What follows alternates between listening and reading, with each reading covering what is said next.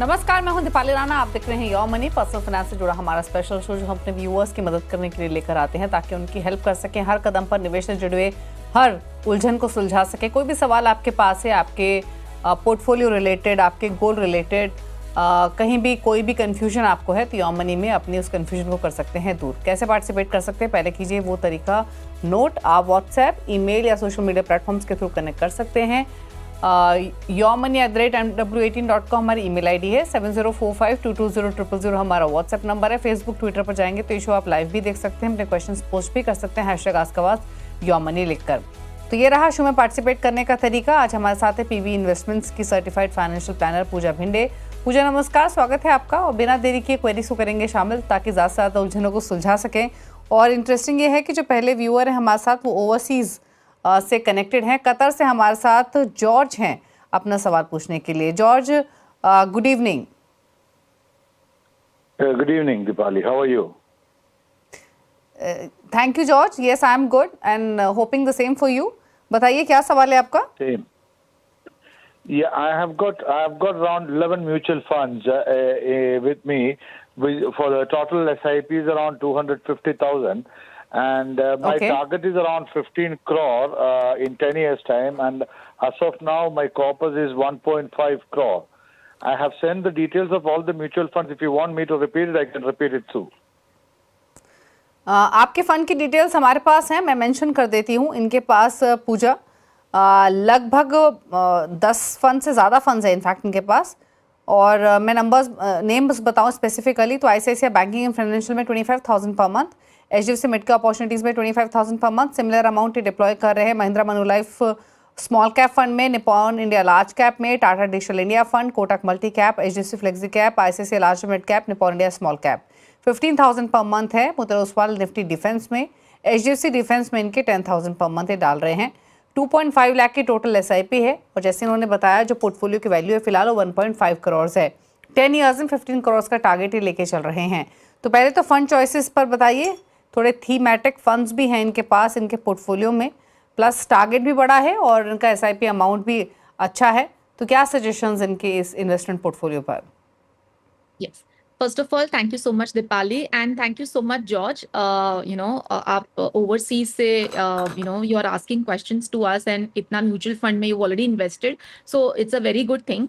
Let me break this question into two parts. Number one is what is your target? जो goal है in next 10 years, you have a goal that you want to reach 15 crores, and आपका portfolio value is already 1.5 crores, and you are already having an SIP of 2,50,000. So with this SIP and with this corpus, 15 crores is a little mismatch. मतलब within 10 years नहीं होगा. You will have to postpone the goal. But if you don't want to postpone the goal, there are two options. Either SIP amount आज से from today itself you have to increase it to 4.5 lakhs, which is like almost double. But if that is not possible, the best option is use step up option. Now what is a step up option? Every year annually for next 10 years keep increasing the SIP by a certain percentage. So for your goal specifically, you need to step up the SIP by 15%. If every year you step up the SIP by 15%, 15%, then you will be able to achieve this target of 15 crores. Okay, number one, this is sorted. Now number two, जैसे दीपाली ने भी कहा, there are too many schemes in the portfolio, and at the same time बहुत ज़्यादा overlapping भी है, and also sectoral funds also is too much. Like you have banking finance, you have digital, you have defense, and defense you've also put two schemes, like two company schemes. So first of all we need to consolidate everything. I will just take the names जो scheme आपको continue करना है. Okay, HDFC mid cap opportunities in mid cap, Kotak multi cap fund in multi cap, HDFC flexi cap in flexi cap, ICICI Prudential large and mid cap in large and mid cap space, Nippon India small cap in small cap. Majorly all this is covered in one addition. You can add Parag Parikh flexi cap because that has a little bit of international exposure. Now coming to the sectoral funds, एक sectoral fund आप continue कर सकते हैं. You can continue HDFC defence fund because we know coming few years are good for this particular sector. The same goes with banking and finance sector. Even banking and finance in next few years it's going to be like a good sector. So to take the benefit of this sector आप continue कर सकते हैं, but not for 10 years. Sectoral funds are cyclical in nature, so आपको वो 3-4 साल में you have to review it. Again same goes with digital. So I would suggest कि तीनों sectoral को you need to keep on reviewing yearly कि what is the trend, because already आपके portfolio में the fund managers are taking more exposure into these funds, these sectors. So as it is, there is a lot of overlapping. So don't have a concentrated sectoral portfolio here. So just keep in mind about 3 sectoral funds that I have told you कि उसको आपको mindfully exit करना है. As and when the sector works, you can exit from that fund. Yeah. तो clearly George आपने सुना जो पूजा ने आपको सजेस्ट किया. मैं क्विकली रैप अप कर दूं जो पूजा का जवाब रहा आपके लिए. एक तो फंड्स में बदलाव करने की ज़रूरत है. कुछ फंड्स बताए हैं पूजा ने जिनसे आपको एग्जिट करना है, जो आप अपनी टीवी स्क्रीन पर देख भी सकते हैं. Nippon India large cap, Mahindra Manulife small cap, Tata digital India और मोतीलाल ओसवाल निफ्टी डिफेंस. बाकी फंड्स में SIPs कंटिन्यू कीजिए. 2 नई कैटेगरीज ऐड करने की सलाह दी गई जिसमें पराग पारिक फ्लेक्सी कैप और इन्वेस्को इंडिया कॉन्ट्रा है. रही बात आपके गोल की, तो स्टेप अप करेंगे 2.5 लाख की मंथली SIP के साथ तो अपने गोल को हासिल कर लेंगे, या फिर अपना टाइम होराइजन थोड़ा सा इंक्रीज करना है क्योंकि 15 करोड़ का आपका टारगेट है. कोई और सवाल हो आपका या कोई और क्वेरी हो तो डेफिनेटली आप अपने सवाल पूछ सकते हैं. बात करते हैं अगले व्यूअर से. चंद्रा हैं हमारे साथ बिहार से क्वेश्चन पूछने के लिए. चंद्रा नमस्कार, बताइए क्या सवाल है आपका. या गुड इवनिंग मैम. मैं लास्ट 3 ईयर से शिप कर रहा हूँ इन 6 फंड्स में, जिसका लिस्ट मैंने आपको शेयर किया है. तो मैंने ये जानना चाहता हूँ कि ये फंड्स सिलेक्शन सही है. एंड दूसरा क्वेश्चन ये है कि मैं 6 लाख का इन्वेस्टमेंट करना चाहता हूँ, लमसम नहीं, through ship next 6 to 9 months में. तो ये फंड सही रहेगा या दूसरे किसी फंड में मुझे डालना चाहिए? अच्छा, अभी आपके पोर्टफोलियो की वैल्यू कितनी है चंद्रा जी? लगभग 6.5. ओके, तो 30,000 की मंथली SIP है. पोर्टफोलियो की वैल्यू 6.5 लाख है. 15 साल में 2.5 करोड़ का लक्ष्य है. पहला पार्ट यह है सवाल का. फंड्स कौन से हैं? Kotak emerging equity 6,000 per month, 6,000 per month Quant small cap में, SBI large and mid cap में 3,000, 5,000 per month ICICI Pru large cap में, पराग पारिक फ्लेक्सी कैप और कोटक मल्टी कैप में 5,000 ईच. दूसरा सवाल इनका ये है कि 6 लाख इनके पास हैं जो इनको अगले 6 से 9 महीने में लगाने हैं 10 से 12 सालों के लिए. इन्हीं फंड्स में लगाएं या फिर कोई नई कैटेगरी ऐड कर सकते हैं? सजेशंस. जी बिल्कुल, thank you so much Chandra. First of all goal की बात कर लें. 15 इयर्स में 2.5 करोड़. अभी से you need an SIP of 50,000 per month, लेकिन आपकी करंट SIP चल रही है 30,000 per month. So I would suggest कि आपको एक 10% से आप स्टेप अप कर लें अभी से. So you will easily achieve this goal. So ये एक हो गया. नंबर 2, मुझे आपका पोर्टफोलियो काफी अच्छा लगा. वेल डाइवर्सिफाइड है, AMC डाइवर्सिफिकेशन है, मार्केट कैप डाइवर्सिफिकेशन है. So large cap, mid cap, small cap, flexi cap, everything is taken care. एक चीज मैं सजेस्ट करूंगी, instead of SBI large and mid cap आप शिफ्ट हो जाइए SBI कॉन्ट्रा फंड में. एक तो कॉन्ट्रेरियन स्ट्रैटेजी एक डिफरेंट हो जाएगा पोर्टफोलियो के लिए. And already large and mid cap काफी हमने लिया है आपके पोर्टफोलियो में, मल्टी कैप भी है. So I would suggest SBI large and mid cap की जगह पे सिर्फ आप SBI कॉन्ट्रा फंड ले लें. एंड जो 6 लाख का STP वाला क्वेश्चन है, very good question. First of all कि सेम पोर्टफोलियो में डालना चाहिए, दूसरा पोर्टफोलियो बनाना चाहिए, ये बहुत इंपॉर्टेंट हो जाता है जब हम लमसम बीच बीच में इन्फ्यूज करते हैं. सो यू डोंट नीड के दूसरे कोई फंड्स में आपको लगाना है, इन्हीं फंड्स में लगाइए. सो फर्स्ट ऑफ ऑल 6 महीने के हिसाब से प्लान करना है. सो 1 लाख ईच मंथ आप STP लगा सकते हैं. एंड 4 to 5 फंड्स, 4 फंड्स मैं सजेस्ट करूंगी. एक फ्लेक्सी कैप, पराग पारिक, मल्टी कैप जो आपका कोटक का चल रहा है, एक कॉन्ट्रा जो मैंने अभी सजेस्ट किया, और एक ICICI का लार्ज कैप आपका है. आप लार्ज एंड मिड कैप में STP लगाइए क्योंकि उसमें आपको दोनों मिल जाएगा. सो अकॉर्डिंग टू मी इन 4 फंड्स में आपको STP करनी चाहिए. जी ओके, चलिए, तो ये रहे सजेशंस आपके पोर्टफोलियो पर चंद्रा. और 6 लाख के निवेश के लिए जो फंड्स बताए गए हैं वो नोट कर लीजिए. Parag Parikh flexi cap, Kotak multi cap, SBI contra, ICICI Pru large and mid cap है. रही बात 15 साल में 2.5 करोड़ के लक्ष्य की, तो आपको SIP अमाउंट थोड़ा सा इंक्रीज करना पड़ेगा 50,000 पर मंथ तक, या फिर आप 10% स्टेप अप भी करेंगे तो भी अपने गोल को हासिल कर लेंगे। थोड़े बदलाव आपको सजेस्ट किए गए हैं जो आपको इम्प्लाई करने हैं। अरुण का सवाल लेते हैं, महाराष्ट्र से इन्होंने ईमेल के थ्रू भेजा है। हर साल म्यूचुअल फंड में 1,25,000 तक का LTCG टैक्स फ्री है, और अगर म्यूचुअल फंड में 1.25 लाख का फ़ायदा हुआ तो क्या वो फंड बेचकर पैसे निकाल सकते हैं, और फिर क्या उसी पैसे को दोबारा अगले दिन या उसी दिन दूसरे फंड में डाल सकते हैं? ऐसा करने से क्या टैक्स बच सकता है, और क्या टैक्स सेविंग का ये सही तरीका है? साथ ही जानना चाहते हैं कि NAV जो ऊपर नीचे होती है कितना इंपॉर्टेंट होता है, उस पर गौर करना, और SIP की हर तारीख का क्या अलग अलग कुछ फ़ायदा है। तो बेसिकली ये मोड ऑफ इन्वेस्टमेंट, तरीका इन्वेस्टमेंट का प्लस टैक्सेशन पर्सपेक्टिव से इनका ये सवाल है, बताइए। जी हम एक एक सवाल का जवाब देते जाएंगे। सबसे पहले अरुण जी, बहुत ही अच्छा सवाल है अबाउट टैक्सेशन। सो इस टैक्सेशन के टॉपिक के ऊपर मैं दो बातें बताऊंगी। सबसे पहले जो आपने कहा है कि प्रॉफिट बुक करना, समझो हमारा जो long term capital gain limit है वो 1 लाख से बढ़कर 1,25,000 हो गया है। मतलब अगर आपका लॉन्ग टर्म गेन आ रहा है, लॉन्ग टर्म मतलब 1 साल के ऊपर, तो लॉन्ग टर्म गेन आ रहा है समझो 2 लाख रुपए, तो 1,25,000 तक आपको कोई टैक्स नहीं है। बाकी का जो 75,000 है उसके ऊपर टैक्स लगता है, वो भी 12.5%, 12.5%। ठीक है। सो जो आपका फर्स्ट क्वेश्चन है कि ये मैं हर साल या जैसे भी 1,25,000 तक का जितना भी प्रॉफिट है जो स्कीम में, उतना प्रॉफिट बुक कर दूं ताकि उतने के ऊपर नील टैक्स है, which is a good strategy. Rebalance भी हो जाएगा पोर्टफोलियो। लेकिन ये स्ट्रैटेजी हर मार्केट लेवल पे काम नहीं करेगी, क्योंकि आप बुक कर देंगे तब मार्केट शायद हाई होगी कि चलो 1,25,000 एक पर्टिकुलर स्कीम में मुझे प्रॉफिट मिल रहा है और उसके ऊपर मुझे टैक्स भी नहीं लगेगा, तो मैं ये स्कीम में से निकल जाता हूं। आप निकल गए, आपको long term capital gain tax nil हो गया। लेकिन अब आपको री इन्वेस्ट करना है। री इन्वेस्ट करने के लिए पता चला मार्केट और ऊपर चली गई, तो आपके लेवल ऑफ एंट्री जो है ना वो हैम्पर हो सकती है। आपको जैसे आप NAV की भी बात करें, आपको हाई NAV पे एंट्री मिलेगी। So it is not possible कि एवरी ईयर ये अच्छे लेवल पे आप एग्जिट और एंट्री कर पाए।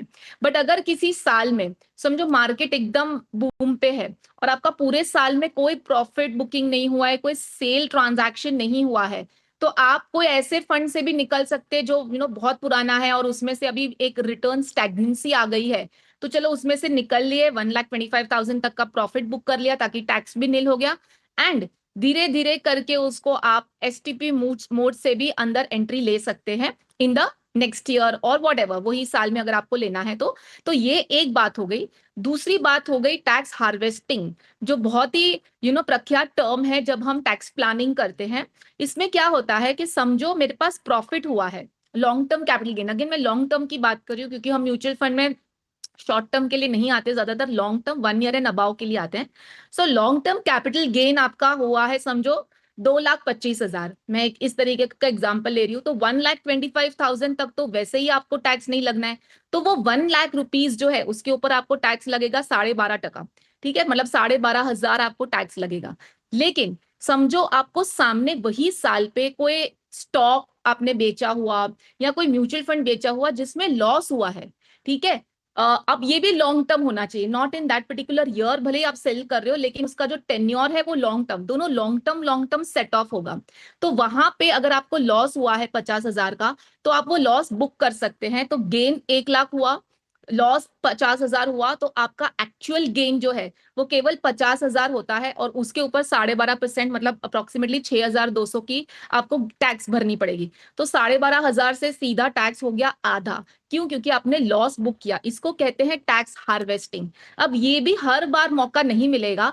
जब जब इस तरीके का अगर आपने कोई प्रॉफिट बुक किया है और सामने कोई सेल करना है, कोई स्टॉक से निकल जाना है, तो एक हो जाता है प्रॉफिट कम करने के लिए, दूसरा हो जाता है समझो कुछ आपने सेल किया है या कभी आपको जरूरत आ पड़ी और समझो आपने पैसा निकाल लिया लॉस में, तो लॉस बहुत ज्यादा हो गया है, लेकिन सामने आपका समझो आपको उसको कम करना है और प्रॉफिट बुक करना है, तो उस तरीके से लॉस के सामने भी आप ये यूज कर सकते हैं सेट ऑफ, एंड प्रॉफिट के सामने भी यूज कर सकते हैं सेट ऑफ। सो ये हो जाता है टैक्स हार्वेस्टिंग। सो दोनों ही ये मैंने समझा लिया। जो दूसरे 2-3 सवाल थे, एनएवी ऊपर नीचे होती है मार्केट ऊपर नीचे होने के वजह से, लेकिन आपको टेंशन लेने की जरूरत नहीं, क्योंकि म्यूचुअल फंड में हम कहते हैं हमें ज्यादा फर्क नहीं पड़ता है प्राइसिंग से। It is not one stock but it is a kitty of stocks, and in fact अगर एनएवी नीचे है तो it is a good time, क्योंकि आपको यूनिट्स ज्यादा मिलते हैं। दूसरा, आपने कहा कि कोई एसआईपी डेट का कोई मायने रखता है, कोई एज सच फर्क नहीं पड़ता है। आप कोई भी दिन एसआईपी आप बुक कर सकते हैं। आपको सिर्फ मंथली बेसिस पे कंटिन्यू रखना है आपका इन्वेस्टमेंट, ऐसा कोई पर्टिकुलर डेट नहीं है। एंड आई थिंक और कुछ क्वेश्चन थे कि इतने ही थे दीपाली। हाँ बिल्कुल पूजा, यही सवाल थे उनके, और आपने बखूबी समझाया कि क्या उनकी स्ट्रैटेजी हो सकती है कैपिटल गेन टैक्स का सही इस्तेमाल करने से लेकर एनएवी के ऊपर इनके सवाल थे। चलिए रुक रहे हैं इसी के साथ एक ब्रेक के लिए। ब्रेक के उस पर कुछ और क्वेश्चंस हैं, उनको भी करेंगे शामिल, तब वापस आते हैं।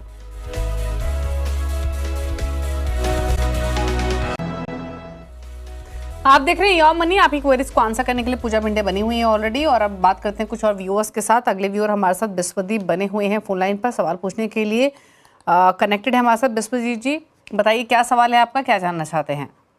नमस्ते मैम। एक्चुअली मैंने मेरा पोर्टफोलियो भेजा है, तो मैं कुछ स्कीम्स सिलेक्ट किया हूँ। तो ईयरली मैं स्टेप अप के लिए रेडी हूँ 7% पर एनम। तो मैं जानना चाहती हूँ मैम कि ये पोर्टफोलियो मेरा क्या सही है, और क्या सजेस्ट मतलब क्या पोर्टफोलियो में कुछ बदलाव करने की ज़रूरत है। तो मेरा टारगेट है 4 करोड़ इन 16 ईयर्स, और 16 ईयर्स के बाद मतलब 17 और 18 ईयर्स से मेरे को 1.5 to 2 lakhs पर मंथ मेरे को SWP करना है, और मेरे को नेक्स्ट मंथ से 20,000 रुपीज़ इंक्रीज करना है मंथली SIP पे। तो क्या 20,000 कैसे एलोकेशन करना है, तो वो थोड़ा रिस्ट्रक्चरिंग कर दे तो मैम मेरे को हेल्प होगा थोड़ा। ठीक है, बिल्कुल हेल्प करेंगे आपकी।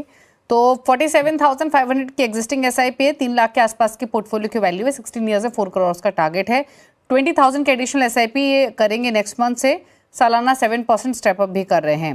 फंड सिलेक्शन कैसा है वो तो जानना चाहते ही हैं। फंड्स के नेम मैं क्विकली बताती हूँ, लेकिन उससे पहले जैसे इन्होंने कहा कि 6 साल के बाद इनको 2 लाख की इनकम चाहिए सिस्टमैटिक विड्रॉल प्लान के थ्रू, तो वो कैसे प्लान करें? फंड्स कौन से हैं? UTI multi cap 10,000, 6,000 each Motilal Oswal small cap, HDFC flexi cap 3,000, HSBC value 5,000 each. 4 funds में है जिसमें Nippon India large cap, Nippon India multi cap, Bandhan small cap, HSBC mid cap, और एक 2,500 है आईसीआईसीआई प्रू मल्टी एसेट। तो कई सारे सवाल हैं इनके इस क्वेश्चन से जुड़े हुए। एग्जिस्टिंग पोर्टफोलियो, एडिशनल एसआईपी का डिप्लॉयमेंट, और फिर एसडब्ल्यूपी के थ्रू जो विड्रॉल करेंगे वो कैसे प्लान करें, प्लस इनका गोल बताइए पूजा। जी बिल्कुल, thank you so much Deepali. Vishwadeep का मैंने ज्यादा एग्जैक्टली क्वेश्चन नहीं सुना, लेकिन आपने जिस हिसाब से मुझे पूछा एंड जो मेरे पास डिटेल है उस हिसाब से मैं आंसर करती हूँ। अगर बीच में विश्वदीप का कुछ और क्वेरी आता है तो आप बता देना। सबसे पहले तो जो 16 साल में 4 करोड़ का टारगेट है 47,500 की एसआईपी से, and at the same time 7% step up से, ये दोनों ही चीज, और इनका कुछ अप्रोक्सीमेटली 2.92 लाख का पोर्टफोलियो वैल्यू है। इन सबसे इजीली ये टारगेट अचीव हो सकता है। इनफैक्ट 7% स्टेप अप लगाना बहुत इंपॉर्टेंट है। इससे 4 नहीं 4.25 करोड़ तक का टारगेट हो जाएगा इनका। 12% का हमने अजम्पशन रिटर्न लिया हुआ है। ठीक है, स्कीम्स की मैं बात कर दूं, थोड़ी बहुत चेंजेस है यहाँ पे। UTI multi cap I will suggest to discontinue, क्योंकि आपके पास already Nippon India multi cap है। सो 2 मल्टी कैप जरूरी नहीं आपके पोर्टफोलियो में, आप एक ही कंटिन्यू करें। एचडीएफसी फ्लेक्सी कैप कंटिन्यू करें। एचएसबीसी मिड कैप भी आप बंद कर सकते हैं, क्योंकि आपके पास एचएसबीसी का वैल्यू भी है। सो 2 एएमसी के फंड्स लेके कोई मतलब नहीं है, आप एचएसबीसी वैल्यू कंटिन्यू करें। और मिड कैप के लिए मैं सजेस्ट करूँ आप निपॉन इंडिया ग्रोथ फंड एक ऐड करें आपके पोर्टफोलियो में। आपके पास already Nippon India large cap भी है और मल्टी कैप भी है। So too much of AMC replica हो रहा है। सो आप निपॉन इंडिया ग्रोथ या तो फिर कोटक इमर्जिंग इक्विटी भी डाल सकते हैं मिड कैप में, क्योंकि कोटक नहीं है आपके पोर्टफोलियो में। ICICI multi asset, again multi asset एक हाइब्रिड कैटेगरी है, 16 साल का आपका टारगेट है, pure 100% equity would be a better choice. तो मल्टी कैप या फ्लेक्सी कैप में एडअप कर ले वो बेटर है। अगर छोटा सा और कोई गोल है 3-5 साल के लिए तो मल्टी एसेट में कंटिन्यू करें। मोतीलाल ओसवाल स्मॉल कैप में सजेस्ट करूंगी आप स्टॉप कर दे, उसकी जगह पे आप मोतीलाल ओसवाल का लार्ज एंड मिड कैप में शिफ्ट हो जाइए। बंधन स्मॉल कैप आप कंटिन्यू कर सकते हैं। सो बेसिकली इतने चेंजेस करने हैं। सेम कैटेगरी के फंड्स एएमसी डाइवर्सिफाई करके करना है। इसकी वजह से मैंने आपको बोला कि फंड्स अच्छे हैं, लेकिन सेम ही एएमसी के 3-4 फंड्स लेके कोई मतलब नहीं है। अब जो आपको एडिशनल एसआईपी करनी है वो भी आप इन्हीं में करें। मैं सजेस्ट कर रही हूँ multi cap, flexi cap, mid cap and small cap, क्योंकि 16 साल का समय है। तो लास्टली जो एसडब्ल्यूपी है ना दीपाली, आई वुड सजेस्ट 2 लाख का पर मंथ, मतलब अगर हम समझे ना 6 से 7% के हिसाब से विड्रॉवल लेना है, तो वो 6 साल के अंदर में थोड़ा मिसमैच हो जाएगा, क्योंकि अभी तो पोर्टफोलियो 3 लाख और 6 साल में, और हमारा 16 साल में 4 करोड़ हो रहा है, तो 10 साल में अप्रोक्सीमेटली 2 करोड़ होगा, और 5 साल में तो हार्डली हम 1-1.25 करोड़ तक पहुंचेंगे, क्योंकि आधी राशि होती है। सो उसके हिसाब से मेरे हिसाब से अराउंड 60,000 या 70,000 के आसपास ही आप विड्रॉवल ले पाएंगे, नॉट 2 lakhs। रियलिस्टिक नहीं है। जो 4 करोड़ की राशि आप रखते हैं 16 साल बाद, हाँ, ओके उसमें 60 के हिसाब से 2 लाख का विड्रॉवल पॉसिबल है जी। ओके, चलिए, तो फटाफट से पूजा ने बताया कैसे आप प्लान कर सकते हैं अपने इस पूरे एसडब्ल्यूपी को और आपके पोर्टफोलियो पर भी। चलिए, शुक्रिया पूजा, शो में आई, सभी क्वेरीज को आपने आंसर किया। जाते जाते स्क्रीन पर आप पूजा के टॉप 4 फंड्स भी देख सकते हैं, नोट कर लीजिए अगर आप पूजा की चॉइस के हिसाब से पोर्टफोलियो क्रिएट करना चाहते हैं। Thank you Pooja for being on the show. उसी के साथ योर मनी में तो इतना ही। ब्रेकफास्ट पर भी खबरें जारी हैं। नमस्कार।